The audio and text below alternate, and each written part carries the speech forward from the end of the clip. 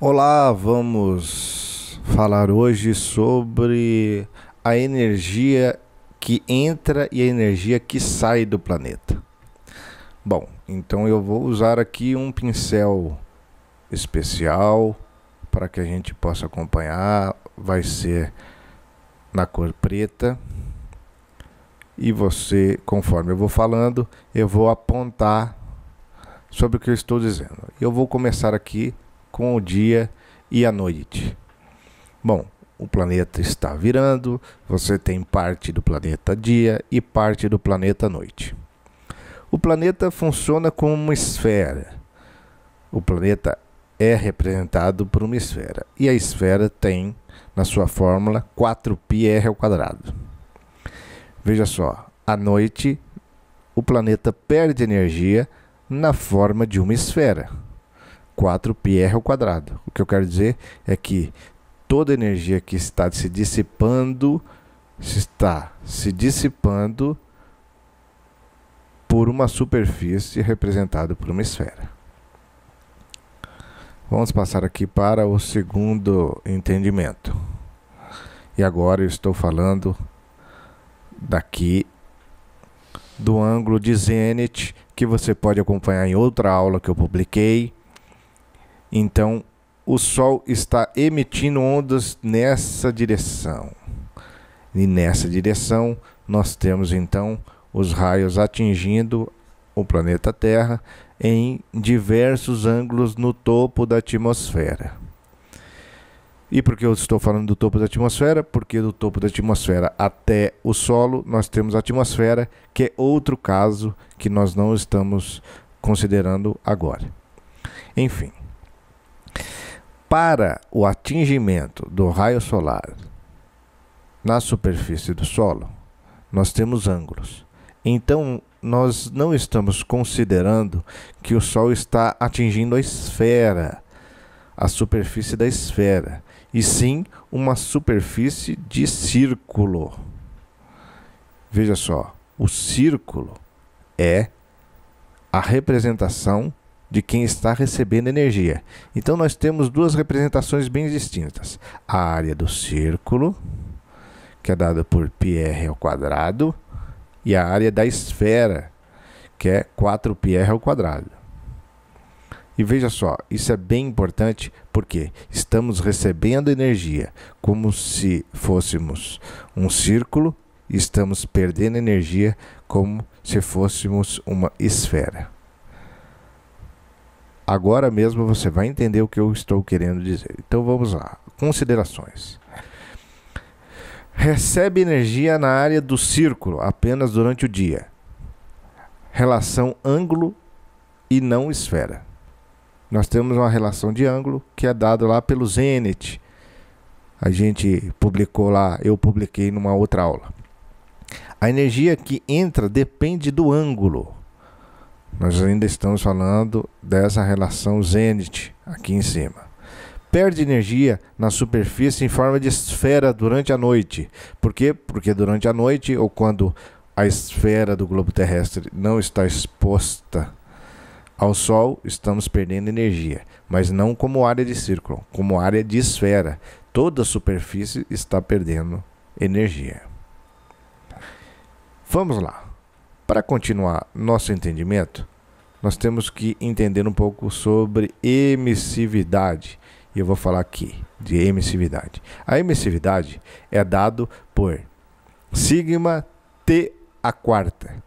T é a temperatura em Kelvin e a emissividade é uma constante dada por 5,67 vezes 10 a menos 8 watts por metro quadrado, Kelvin a menos 4. E veja só, é muito importante aqui entender a emissividade. Por que é emissividade? Quando você vai lá no fogão, coloca um talher no fogão e deixa ele esquentar até ele ficar brilhando. Na hora que você tira, só de você aproximar a mão perto desse talher, o que acontece? Você vai sentir o calor. O que é esse calor? A emissividade. A emissividade do corpo. Cada corpo tem uma emissividade em função da sua temperatura. Quanto maior a temperatura, mais emite energia. Por exemplo, o Sol. O Sol tem lá milhões de graus Kelvin. O que acontece? Ele está emitindo energia. Por quê? Por conta da sua temperatura. Então, nós temos aqui a representação do Sol. E aqui nós temos a emissão em watt por metro quadrado do Sol. 1.367 watts para cada metro quadrado. Isso é muito importante. Para cada metro quadrado. Veja só, nós temos e sabemos que chega no solo 70% dessa emissividade. Outros 30% são perdidos, ou seja, são refletidos. Isso é bem bacana, por quê? Porque a gente tem fotos do espaço da Terra. E só podemos ter uma foto espacial da Terra ou do espaço da Terra se ela estiver emitindo o brilho para fora. Ou seja, ela não está absorvendo toda a luz. Se ela estivesse absorvendo toda a luz, teríamos o que conhecemos como buraco negro, a ausência de luz. Então a Terra está refletindo luz. Se está refletindo luz, parte da energia está sendo perdida. E se parte da energia está sendo perdida, então nem toda energia dos 1.367 watts por metro quadrado está sendo absorvida. Parte está sendo perdida. E aí a gente tem aqui a representação A e 1 menos A, que é o que? A, que é toda energia, né, 70%, e 1 menos A, 30%. Portanto, 30% mais 70% dá 1, que é a relação integral de toda energia recebida. Bom, vamos falar sobre energia que entra. Energia que entra. Então nós temos lá SO. Quem que é SO? SO é a energia que está entrando no planeta. Qual que é? 1.367 watts por metro quadrado. A área do círculo. Lembra que lá em cima eu comentei que recebemos energia como se fosse um círculo. Por que que recebemos como se fosse um círculo? Porque temos os ângulos de entrada do Sol nas diversas latitudes ou durante o dia. Bom, 1 menos A. 1 menos A, o que que é? Vezes parte da energia que é refletida. Ok? Então, veja só, essa energia que entra no planeta. Vamos falar da energia que sai, que é aquela energia que nos permite tirar foto do espaço da planeta Terra. Nós temos a emissividade. A emissividade é sigma T a quarta, emissividade, vezes 4πr ao quadrado, que é a área da esfera.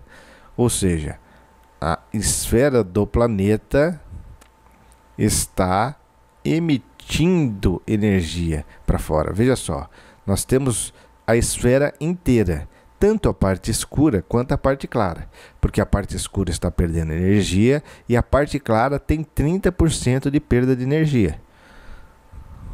Então isso é bem importante para o cálculo. Agora, vamos isolar o T, essa incógnita aqui. Por que eu quero isolar T? Para saber qual é a temperatura média do planeta. Se eu tenho, então, todas as outras variáveis, eu consigo, então, calcular a temperatura média do planeta. Sigma 4πr ao quadrado